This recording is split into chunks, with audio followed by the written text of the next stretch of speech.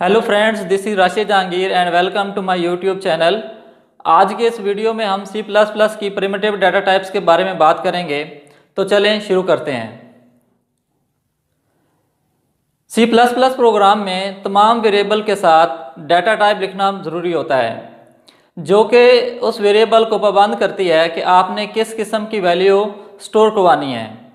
हम जिस टाइप की भी डाटा टाइप अपने वेरिएबल के साथ लिखेंगे तो उसी टाइप की वैल्यू हमें उस वेरिएबल के साथ लिखनी पड़ेगी।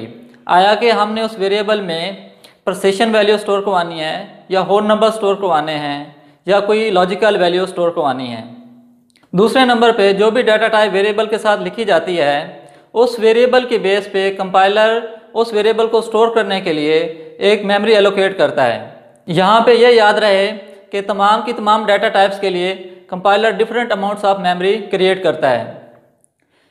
हमारे C++ प्रोग्राम में डाटा टाइप्स तीन तरह की हो सकती हैं।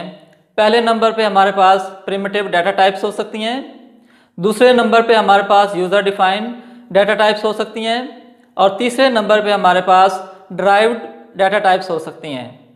आज के इस टॉपिक में हम प्रिमिटिव डाटा टाइप्स के बारे में बात करेंगे, जबकि हमारे आने वाले वीडियोस में हम बाकी दोनों डाटा टाइप्स के बारे में भी बात करेंगे। प्रिमिटिव डाटा टाइप्स में पहले नंबर पे हमारे पास करैक्टर आता है। करैक्टर्स जैसे कि नाम से जाहिर है कि करैक्टर वैल्यू को स्टोर करने के लिए यूज़ किया जाता है। जब भी आप एक करैक्टर टाइप के वेरिएबल को डिक्लेयर करते हैं, जैसा कि इस इंस्ट्रक्शन में आप देख रहे हैं कि मैंने एक करैक्टर टाइप का वेरिएबल डिक्लेयर करवाया है, तो इस इंस्ट्रक्शन के साथ ही कंपाइलर हमारे रैम में 1 बाइट मेमोरी एलोकेट कर देगा। जैसा कि इस डायग्राम में आपको नज़र आ रहा है कि जो ही मैंने करैक्टर टाइप के वेरिएबल को डिक्लेयर करवाया तो कंपाइलर ने इस मेमोरी में 1 बाइट मेमोरी हमारे लिए एलोकेट कर दी। इसके बाद इस इंस्ट्रक्शन के बाद मैंने दूसरी इंस्ट्रक्शन में इस वेरिएबल को इनिशियलाइज करवाया है ए के साथ। तो इस में जो मेमोरी हमारे पास एलोकेट हुई होगी, उस मेमोरी लोकेशन पे जाके हमारे पास ये वैल्यू स्टोर हो जाएगी। जैसा कि हमने ये कहा कि करैक्टर डाटा टाइप के लिए कंपाइलर 1 बाइट मेमोरी लेता है, तो 1 बाइट में हमारे पास 8 बिट्स होती हैं। अब हमने ये देखना है कि हम इस वेरिएबल में कौन कौन सी वैल्यू स्टोर करवा सकते हैं या कितनी वैल्यू स्टोर करवा सकते हैं। तो उसके लिए हम ये फार्मूला यूज़ करते हैं। अगर तो ये करैक्टर वेरिएबल हमारे पास साइंड मॉडिफायर के साथ यूज़ हुआ है, तो उसके लिए हम ये वाला फार्मूला यूज़ करेंगे। अब आपको इस फार्मूला में n एक नज़र आ रहा है। n हमारे पास नंबर ऑफ बिट्स हैं। अब क्योंकि करैक्टर वेरिएबल 8 बिट्स लेता है, तो हम इस n को रिप्लेस करेंगे 8 के साथ। तो अगर हम इसकी वैल्यू 8 पुट करेंगे तो हमारे पास ये रेंज होगी कि हम इस करैक्टर वेरिएबल में -128 से लेकर 127 तक वैल्यूज़ स्टोर करवा सकते हैं। अगर तो ये करैक्टर हमारे पास अनसाइंड है, तो अनसाइंड में सिर्फ और सिर्फ क्योंकि हम पॉजिटिव वैल्यू स्टोर करवा सकते हैं, जबकि साइंड में पॉजिटिव और नेगेटिव वैल्यूज़ दोनों स्टोर हो सकती हैं। तो अनसाइंड वेरिएबल्स के लिए हम ये वाला फार्मूला यूज़ करेंगे। बिल्कुल उसी तरह जैसे कि हमने पिछले फार्मूला में बात की थी कि n हमारे पास नंबर ऑफ़ बिट्स हैं, तो यहाँ पे भी n हमारे पास नंबर ऑफ़ बिट्स को रिप्रेजेंट कर रहा है। तो अगर हम इस n को रिप्लेस करेंगे 8 के साथ, तो हमारे पास वैल्यूज़ की रेंज 0 से लेकर 255 तक बनेगी। अगर हम इस 255 वैल्यू को बाइनरी में कन्वर्ट करते हैं, तो अभी हम यहाँ पे 255 को कन्वर्ट करेंगे बाइनरी में, तो हम 255 को 2 पे डिवाइड करेंगे, तो हमारे पास जो आंसर आएगा वो हम यहाँ पे लिखेंगे, जबकि रिमाइंडर उससे आगे लिखेंगे। उसके बाद आप इस जो आंसर आया है अगेन इसको डिवाइड करना है 2 के साथ और रिमाइंडर को आगे लिखना है। इसी तरह ये प्रोसेस को आपने कंप्लीट करना है जब तक आपके पास आंसर 1 ना आ जाए। जब आपके पास आंसर 1 आ जाएगा तो वहाँ पे आपकी डिवीजन स्टॉप हो जाएगी। तो अब यहाँ पे आप देख सकते हैं, जैसे कि मैंने 255 को बाइनरी में कन्वर्ट किया है, तो हमारे पास यहाँ से शुरू होके टॉप पे की तरफ जाएंगे तो हमारे पास 8 टाइम्स 1 आ गया। तो यहाँ पे आप देखें कि हमारे पास 8 नंबर ऑफ बिट्स हैं। तो इसका मतलब ये है कि अब हमारे पास, क्योंकि हमारे मेमोरी में ही 8 बिट्स हैं, तो हम इस 255 नंबर को स्टोर करवा सकते हैं अपने मेमोरी में। इससे हम अगर एक वैल्यू आगे चले जाएंगे, जैसे कि यहाँ पे मैं लेट्स सपोज 256 लेता हूँ, और अगर हम 256 को मेमोरी में कन्वर्ट करेंगे जैसे हमने 255 को किया, तो हमारे पास इस 255 की मेमोरी ये वाला नंबर आएगा। जैसे कि आप देख रहे हैं कि 256 की नंबर ऑफ बिट्स हमारे पास 9 है, जबकि हमारे पास मेमोरी में 8 बिट्स हैं। तो अब हम इस वैल्यू को अपने करैक्टर वेरिएबल में स्टोर नहीं कर सकते। तो चलें अब हम साथ में ये भी बात कर लेते हैं कि अगर हमने जैसे डेसिमल नंबर को बाइनरी में कन्वर्ट किया, तो इस बाइनरी नंबर को वापस डेसिमल नंबर में कैसे कन्वर्ट करेंगे। तो सबसे पहले आपने ये देखना है कि जितनी भी हमारे पास नंबर ऑफ बिट्स होंगी, तो आपने उतनी दफ़ा 2 मेंशन करना है, यहाँ पे 2 लिखना है जितने हमारे पास नंबर ऑफ बिट्स होंगी। इसके बाद आपने इन पे पावर लिखनी है, और पावर को आपने 0 से स्टार्ट करना है, और हर एक नंबर के साथ आप 1 का इंक्रीमेंट करेंगे और लेफ्ट पे मूव होते जाएंगे। जब आप ये लिख लेंगे तो फिर आपने इन नंबर्स को कन्वर्ट करना है डेसिमल में। जैसे कि 0 की 2 रेज़ की पावर 0 हमारे पास 1 होता है, 2 रेज़ की पावर 1 हमारे पास 2 होता है, 2 रेज़ की पावर 2 हमारे पास 4 होता है। तो हर नंबर को मैंने डेसिमल नंबर में कन्वर्ट किया। उसके बाद हमारे पास नेक्स्ट स्टेप में हर एक बिट को हम मल्टीप्लाई करेंगे। जो हमारे पास राइट मोस्ट बिट होगी, हम उसको राइट मोस्ट नंबर के साथ मल्टीप्लाई करेंगे। उसके बाद सेकंड राइट मोस्ट को हम सेकंड मोस्ट नंबर के साथ मल्टीप्लाई करेंगे, और इसी तरह हर एक बिट को आपने हर एक नंबर के साथ मल्टीप्लाई करना है। जैसे कि आपको यहाँ पे नज़र आ रहा है कि मैंने हर एक बिट को हर एक नंबर के साथ मल्टीप्लाई किया है। तो अब मैंने यहाँ पे हर नंबर को प्लस करना है। तो जब मैं प्लस करूँगा तो वही बाइनरी नंबर मेरे पास वापस डेसिमल नंबर में 256 आ गया। तो ये थी हमारे पास बात करैक्टर प्रिमिटिव डाटा टाइप के बारे में। तो अब हम बात करते हैं इंटीजर प्रिमिटिव डाटा टाइप के बारे में। इंटीजर डाटा टाइप्स हमारे पास होल नंबर को स्टोर करने के लिए यूज़ होती हैं। जब भी इंटीजर टाइप का वेरिएबल हमारे पास डिक्लेयर होता है, तो कंपाइलर मेमोरी में 4 बाइट्स मेमोरी एलोकेट करता है। अब हमने जैसे कहा कि करैक्टर के साथ 2 किस्म के मॉडिफायर यूज़ हो सकते हैं, साइंड और अनसाइंड। इसी तरह इंटीजर के साथ भी अनसाइंड और साइंड दोनों मॉडिफायर यूज़ हो सकते हैं। अगर हम इंटीजर के साथ साइंड मॉडिफायर यूज़ करेंगे तो इसका मतलब ये है कि हम पॉजिटिव और नेगेटिव दोनों वैल्यूज़ को स्टोर कर सकते हैं। हाँ, यहाँ पे ये बात याद रहे कि अगर हम इंटीजर के साथ साइंड या अनसाइंड यूज़ नहीं करेंगे तो इसका बाय डिफ़ॉल्ट मतलब ये होगा कि इसमें पॉजिटिव और नेगेटिव वैल्यूज़ दोनों स्टोर हो सकती हैं।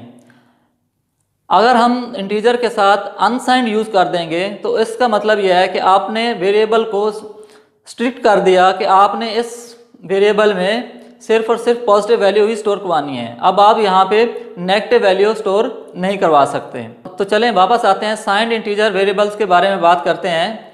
तो अगर हमारे पास साइंड इंटीजर्स होंगे तो आप इसके लिए ये फार्मूला, जैसे कि हम पिछले करैक्टर प्रिमिटिव डाटा टाइप में बात कर चुके हैं, तो इसके लिए भी यही फार्मूला यूज़ होगा। लेकिन अब हमने क्योंकि ये कहा कि इंटीजर के लिए कंपाइलर हमारे पास 4 बाइट्स लेता है, तो अब यहाँ पे 4 बाइट्स का मतलब ये है कि 32 बिट्स। अब 32 बिट्स n को रिप्लेस करेंगे हम 32 बिट्स के साथ, तो हमारे पास नेगेटिव और पॉजिटिव वैल्यूज़ की रेंज ये आ जाएगी। अगर हम इस वैल्यू से एक भी आगे जाएंगे तो इस वेरिएबल में हमारे पास गार्बेज वैल्यू स्टोर हो जाएगी, या फिर हमारे पास 0 स्टोर हो जाएगा। ये वाली वैल्यू स्टोर नहीं होगी, क्योंकि इस नंबर को स्टोर करने के लिए हमें 33 बिट्स रिक्वायर्ड हैं, जबकि इंटीजर के लिए हमारे पास कंपाइलर 32 बिट्स क्रिएट करता है। तो अब हम इस नंबर को स्टोर इंटीजर में नहीं कर सकते। जबकि दूसरे नंबर पे हमारे पास अनसाइंड इंटीजर आते हैं। अनसाइंड इंटीजर में क्योंकि हम पॉजिटिव वैल्यू स्टोर करवाएंगे, तो पॉजिटिव वैल्यू के लिए हम यहाँ पे ये वाला फार्मूला यूज़ करेंगे। अब यहाँ पे n को रिप्लेस करेंगे हम 32 के साथ, तो हमारे पास वैल्यूज़ की रेंज ये बन जाएगी 0 से लेके यहाँ तक। अगर हम इंटीजर का एक ट्री ड्रा करें तो इंटीजर में हमारे पास पहले नंबर पे शॉर्ट इंटीजर आता है। अगर हमने कोई छोटी वैल्यू स्टोर करवानी होगी तो उसके लिए हम शॉर्ट इंटीजर यूज़ करेंगे, क्योंकि हमारे पास इंटीजर 4 बाइट्स लेता है जबकि शॉर्ट इंटीजर 2 बाइट्स लेता है। अगर आपने छोटी वैल्यू स्टोर करवानी होगी जो कि 2 बाइट्स की रेंज में आती होगी तो हम एक्स्ट्रा मेमोरी को लीक नहीं करेंगे, बल्कि उसकी बजाय हम एक छोटे साइज़ की मेमोरी को यूज़ करेंगे। अब शॉर्ट इंटीजर के साथ साइंड और अनसाइंड दोनों यूज़ हो सकते हैं। अब साइंड और अनसाइंड के बारे में मैं आपको ऑलरेडी बता चुका हूँ कि साइंड में पॉजिटिव और नेगेटिव दोनों वैल्यू स्टोर हो सकती हैं, जबकि अनसाइंड में हमारे पास सिर्फ और सिर्फ पॉजिटिव वैल्यू स्टोर होती हैं।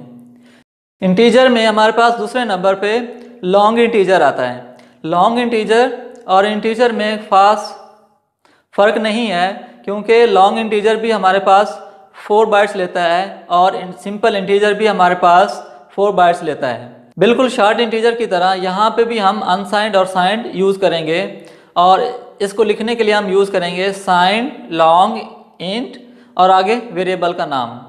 इसके बाद हम कोई भी वैल्यू यहाँ पे स्टोर करवाना चाहते हैं तो वो वैल्यू हम यहाँ पे लिखेंगे।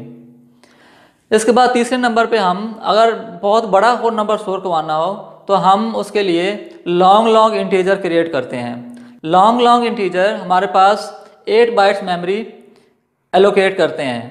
अब इसके साथ भी हम यहाँ पे साइंड और अनसाइंड का मॉडिफायर यूज़ कर सकते हैं, और इसके लिए हमारे पास इन दो रेंज में हम वैल्यू स्टोर करवा सकते हैं। और यहाँ पे भी हम यहाँ पे लिखेंगे अनसाइंड, लॉन्ग, इंट और फिर आगे वेरिएबल का नाम लिखेंगे। तो ये थे हमारे पास इंटीजर के बारे में बात की हमने। इंटीजर हमारे पास शॉर्ट इंटीजर हो सकते हैं, लॉन्ग इंटीजर हो सकते हैं और लॉन्ग इंटीजर हो सकते हैं, और इन तीनों टाइप के साथ हम अनसाइंड और साइंड दोनों यूज़ कर सकते हैं। इसके बाद हमारे पास तीसरे नंबर पे जो प्रिमिटिव डाटा टाइप है वो है बुलियन। बुलियन डाटा टाइप हमारे पास लॉजिकल वैल्यू को स्टोर करने के लिए यूज़ होती है। लॉजिकल वैल्यूज़ हमारे पास 1, 0 या फिर ट्रू फॉल्स होती हैं। अब जैसे कि हमने ये कहा कि 1, 0 या ट्रू फॉल्स, तो इसको स्टोर करने के लिए कंपाइलर हमारे पास 1 बिट मेमोरी क्रिएट करता है। तो अगर हम 1 बिट को रिप्लेस करें अपने प्रीवियस फार्मूला में तो हमारे पास यहाँ पे रेंज बनेगी 0 या 1। लेकिन यहाँ पे ये बात इम्पॉर्टेंट है कि यहाँ पे बुलियन के साथ हम साइंड, अनसाइंड या शॉर्ट या लॉन्ग के मॉडिफायर को यूज़ नहीं कर सकते। बुलियन सिर्फ बूल के कीवर्ड के साथ यूज़ होगा, इससे पीछे हम साइंड या शॉर्ट या अनसाइंड या लॉन्ग यूज़ नहीं कर सकते। इसके बाद चौथे नंबर पे हमारे पास जो प्रिमिटिव डाटा टाइप है वो है float. Float data type precision value को स्टोर करने के लिए यूज़ होती है। इसको लिखने के लिए हम ये इंस्ट्रक्शन यूज़ करते हैं, तो फ्लोट का कीवर्ड और फिर उसके बाद हम अपने वेरिएबल का नाम लिखते हैं, और उसके बाद हम कोई भी वैल्यू स्टोर करवानी हो तो हम उस वैल्यू को यहाँ पे मेंशन करेंगे। अब हमारे पास जब भी कोई फ्लोट वेरिएबल डिक्लेयर होता है तो कंपाइलर हमारे लिए 4 बाइट्स मेमोरी एलोकेट करता है रैम में। इसके बाद 5वें नंबर पर जो प्रिमिटिव डाटा टाइप है वो है डबल या double floating point. Double floating point अगर हमने बहुत बड़ी प्रिसिशन वैल्यू या डबल प्रिसिशन वैल्यू स्टोर करवानी हो तो फिर हम डबल का कीवर्ड यूज़ करते हैं, और ये हमारे पास 8 बाइट मेमोरी एलोकेट करता है। यहाँ पे ये बात याद रहे कि फ्लोट वेरिएबल के साथ हम 4 में से कोई भी मॉडिफायर यूज़ नहीं कर सकते। हम signed, unsigned, short, long, float के साथ यूज़ नहीं कर सकते, जबकि डबल के साथ हम लॉन्ग को यूज़ कर सकते हैं। अगर आप लॉन्ग, डबल और उसके बाद वेरिएबल का नाम लिखेंगे तो इसका मतलब ये है कि कंपाइलर अब आपके लिए 12 बाइट्स मेमोरी एलोकेट करेगा। तो अब आप बहुत बड़ी वैल्यू या नंबर आप अपने वेरिएबल में स्टोर करवा सकते हैं। इसके बाद आखिर पे हमारे पास वाइड डाटा टाइप आता है। Wide means without value. Wide का मतलब यह है कि आप इसमें कोई भी वैल्यू स्टोर नहीं करते। मोस्टली ये उस फंक्शन के साथ लिखी जाती है जिस फंक्शन के ने कोई वैल्यू रिटर्न ना करनी हो। जिस फंक्शन के लिए रिटर्न टाइप हमारे पास वाइड होगी, हम उस फंक्शन के लिए रिटर्न स्टेटमेंट नहीं लिखेंगे। तो चलें, ये थी हमारे पास प्रिमिटिव डाटा टाइप्स। तो अगर आपने किसी भी डाटा टाइप का साइज़ देखना हो या उसके नंबर ऑफ़ बाइट्स देखने हो तो आप एक built in function size of use करते हैं। तो चलें, लास्ट में हम एक प्रोग्राम लिखते हैं और देखते हैं कि हमने जो ये बातें की हैं वो वेरीफाई होती हैं या नहीं। हम इन तमाम डाटा टाइप्स के वेरिएबल को डिक्लेयर करेंगे और देखेंगे कि वो कितनी कितनी वैल्यू हमारे रैम में एलोकेट करते हैं। तो चलें देखते हैं। सबसे पहले हम एक आईओस्ट्रीम के हेडर फाइल अपने प्रोग्राम में इंक्लूड करवाएंगे। तो चलें अपने प्रोग्राम में आईओस्ट्रीम के हेडर फाइल को इंक्लूड करवाते हैं। उसके बाद एक स्टैंडर्ड नेम स्पेस एसटीडी हम यूज़ करेंगे और लास्ट पे मैं मेन फंक्शन लिखता हूँ और इस मेन फंक्शन की मैं रिटर्न 0 स्टेटमेंट लास्ट पे लिखता हूँ। अब हमने क्योंकि हर डाटा टाइप का साइज़ चेक करना है तो मैं हर डाटा टाइप का वेरिएबल डिक्लेयर करवाऊँगा, इनिशियलाइज नहीं करवाऊँगा। अब मैं यहाँ पे हर टाइप का वेरिएबल डिक्लेयर करवाता हूँ। तो पहले मैं करैक्टर टाइप का वेरिएबल डिक्लेयर करवाता हूँ, वेरिएबल 1। फिर उसके बाद मैं इंटीजर टाइप का वेरिएबल डिक्लेयर करवाता हूँ। अब आपने यहाँ पे एक बात माइंड में रखनी है कि एक ही स्कोप के अंदर दो वेरिएबल सेम नाम से नहीं हो सकते। अगर आप एक ही स्कोप के अंदर, जैसे कि मेन फंक्शन आपको यहाँ पे ब्रैकेट में ब्रैकेट के अंदर एक स्कोप है, मेन फंक्शन का स्कोप है। अगर आप एक ही स्कोप के अंदर दो वेरिएबल को रखेंगे सेम नाम से तो कंपाइल टाइम के आपको एरर मिलेगा और आपका मशीन कोड जनरेट नहीं होगा। इसके बाद मैं यहाँ पे तीसरे नंबर पे शॉर्ट इंटीजर टाइप का वेरिएबल डिक्लेयर करवाता हूँ। फोर्थ पे मैं लॉन्ग इंटीजर टाइप का वेरिएबल डिक्लेयर करवाता हूँ। फिफ्थ पे मैं लॉन्ग वेरिएबल 5 और फिर इसके बाद मैं बुलियन टाइप का वेरिएबल डिक्लेयर करवाता हूँ। और फिर इसके बाद हमारे पास था फ्लोट टाइप का वेरिएबल। फिर हमारे पास डबल टाइप का वेरिएबल था और लास्ट पे हमारे पास लॉन्ग डबल टाइप का वेरिएबल डिक्लेयर करवाते हैं। अब क्योंकि हमने इनका साइज़ चेक करना है तो हम built in function size of use करेंगे। तो यहाँ पे हम लिखेंगे cout size of character is equal to, यहाँ पे मैं बिल्ट इन फंक्शन यूज़ करूँगा साइज़ ऑफ और इसमें मैंने वेरिएबल पास कर दिया 1 क्योंकि ये करैक्टर टाइप का है और यहाँ पे मैंने लाइन को ब्रेक कर दिया। अब मैं इस लाइन को कॉपी करता हूँ। अब हमारे पास क्योंकि 9 डाटा टाइप्स हैं तो अब यहाँ पे मैं 9 टाइम्स इसको पेस्ट कर रहा हूँ। अब यहाँ पे हमारे पास वेरिएबल 2, वेरिएबल 3, 4, 5, 6, 7 और 9 वेरिएबल्स हैं। तो यहाँ पे मैंने हर एक वेरिएबल का साइज़ चेक करना है। पहले नंबर पे करैक्टर था, दूसरे नंबर पे इंटीजर, फिर हमारे पास शॉर्ट इंटीजर और फिर हमारे पास था लॉन्ग इंटीजर और फिर हमारे पास लॉन्ग इंटीजर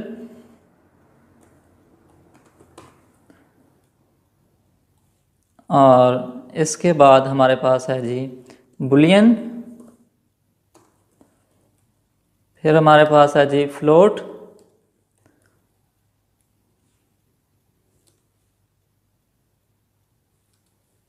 और फिर हमारे पास है डबल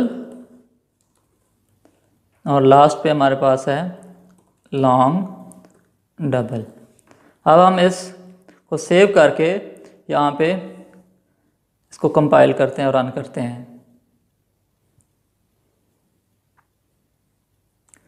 जैसा कि मैंने कहा था कि आपको स्क्रीन पर नज़र आ रहा है कि करैक्टर 1 बाइट लेता है, इंटीजर हमारे पास 4 बाइट लेता है, शॉर्ट इंटीजर हमारे पास 2 बाइट्स लेता है, जबकि लॉन्ग इंटीजर हमारे पास 4 बाइट्स लेता है, लॉन्ग इंटीजर हमारे पास 8 बाइट्स लेता है, बुलियन हमारे पास 1 बिट लेता है, फ्लोट हमारे पास 4 बाइट्स लेता है, डबल हमारे पास 8 बिट लेता है, 8 बाइट्स लेता है सॉरी, और लास्ट डबल हमारे पास 8 बाइट्स लेता है, और लॉन्ग डबल भी हमारे पास 8 बाइट्स लेता है। मैं उम्मीद करता हूँ कि आपको ये वीडियो पसंद आई होगी।